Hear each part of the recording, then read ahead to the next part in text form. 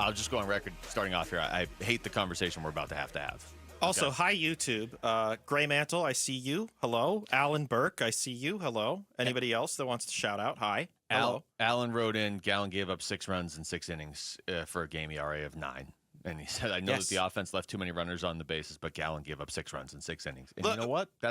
He's there's not no wrong, way to argue with it. But we weren't trying to hide from the fact that Gallen was a major problem of last night's loss. But at the same time, we use complimentary football a lot. Complimentary baseball needs to happen as well. It's impossible to argue with what he just said, though. And so I'm going to ask you some tough questions here, Mitch. Okay. Do I need the lie detector thingy? Yeah, can we get the polygraph in here for Mitch? Can we get some tense music? I don't know. You don't have to do it. It's fine. I will say this. Okay, let me give you as many disclaimers as possible. Big Zac Gallen fan, the person. I do think if they trade him, he's going to go off in the second half for the Mets or whoever. I still think he is a really good, with the potential to be great pitcher. He just doesn't, for whatever reason, have it consistently this year for the Diamondbacks. I don't know if a change of scenery helps or what. I don't know if he locks in or what. I mean, he had those 2 games, one start before the All-Star break against San Diego and San Francisco, where it's like, okay, here we go. Like, he's turning the corner. And then his last 2 starts they've not been good. I mean, his ERA it's over 9 in his last 2 starts. So I ask this question of you. You're talking about ways you could make a trade, get some pieces back, and not have to wave the white flag on this season necessarily. Okay. I mean, it would hurt you, but you're not signifying to everybody, and we quit. We'll see you next year. Mm-hmm. I think Gallen is the guy you could trade and get away with that for a few reasons. One, obviously his value is still very high around the league, and we're seeing that. Yes. But 2, and I know this maybe sounds harsh to say, but I feel like you could get a guy back in the trade that could give you a 5.58 ERA the rest of the year, which is what Zac Gallen has. Now, every time Zac Gallen goes out there, there's a potential he gives you 7 shutout innings. If you were in the playoffs, you would want Zac Gallen in your rotation.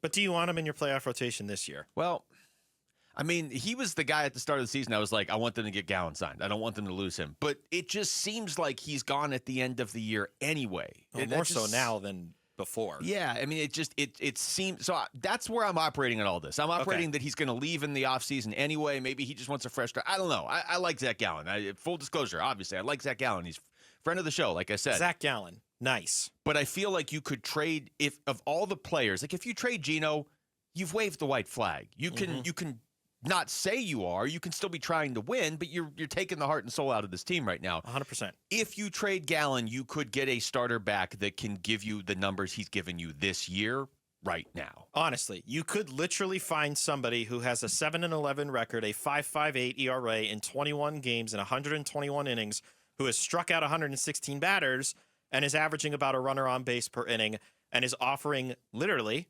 0.0 wins above replacement. You can find that person. What other teams cannot find is that person that's going to make them feel better if they have to have them pitch in game 4 of a big playoff game. Zac Gallen can be that person more than insert other literally replacement level player here. Because it feels like there's a lot more faith in Zac Gallen based on what he has done the last 2 seasons than what he is this year. Yeah, I mean, I'm just going to use the Mets as an example and just looking at what their rotation is right now. And they're like the rehab facility right now, right? Like they took in Jose Quintana and Sean Manaea last year, and they turned into really good starting pitchers. They took in Clay Holmes, who was basically an ousted reliever from the Yankees and has become the best starter on the Mets, which isn't saying much. And then when Kodai Senga's healthy, look at what he can be. Yeah, but I mean that's it. How healthy are they consistently? I mean it makes a lot of sense why the Mets want Zac Gallen. Why that's a team that is consistently linked to Zac Gallen because their rotation right now, let's say, is some combination of Sean Manaea, who I think has pitched in like 2 games this year, Clay Holmes, David Peterson, Kodai Senga, like you mentioned, Frankie Montas. If they add Zac Gallen and they make the playoffs, is he their number 1 starter in the playoffs? Maybe number 2? No. He's definitely one of their top 3. I think he gets the 3rd game. I don't know if he gets the 1st or the 2nd. Well, like if we're organizing the hypothetical Mets starters by who we would trust the most in those Peterson's games. been really good. Peterson has been awesome this year. I mean, he was an all-star. Yeah. All-star replacement, but he was still an all-star. Then you have Senga, if he's healthy. I think those are your top two. And I if you're guess the you'd have to Mets. see what Manaea does because he's been hurt for so long. Been hurt for most of the year, but he was maybe their best starter down the stretch last year. You could see why the Mets, though, and I'm just using them as one example. There are plenty of teams would be like, yeah, we got to shore up our pitching, especially the Mets, because they've seen Zac Gallen's best twice. They've seen him twice, and it was his two best outings outside of the Yankees start. So you could see why somebody like that would have more value to a team like that. And then if they give you pieces back, and one of them is a pitcher who can pitch this year, from the Diamondbacks' perspective, I'm just saying you could still go for it at that point without giving up anything and still bring some pieces in. I mean, it's a really tough spot to be in. The reality is, if they trade any of these four guys away, they're probably not making the playoffs. Mm-hmm. The sad reality right now is even if they keep all four of these guys, it's going to be really tough to make the playoffs, though. And so that's kind of the position you're in, and that's why you lose one game and everybody's like, oh, okay, they're done. Just looking at the Mets 40-man, they've also been hampered by the pitching injury bug this year is how I should properly say that. Paul Blackburn, who they brought in the offseason, he hasn't pitched all that much. Griffin Canning tore his Achilles just on a freak accident on the mound. He's going to be done for the next year plus. Tyler McGill, he's on the 60-day injured list. That's the majority of like the guys that they've been relying on to start. I brought up to you yesterday Brandon Sproat, who's probably the one that piques my interest the most in terms of a Mets prospect that you could get back in a trade for Zac Gallen.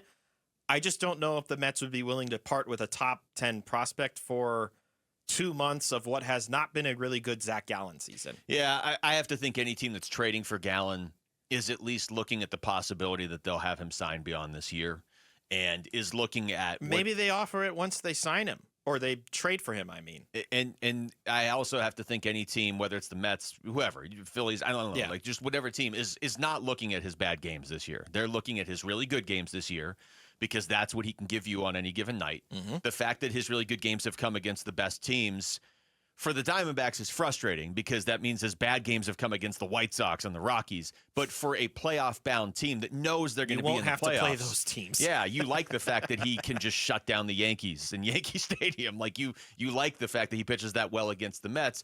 And I think you're also looking at his overall career. You're not just looking at this year because what he's done poorly this year isn't hurting you if you're the Mets or any other team the way it's hurt the Diamondbacks. So I don't know. I mean, I think if you trade Gino, if you trade Josh Naylor, you are waving the white flag to a certain extent.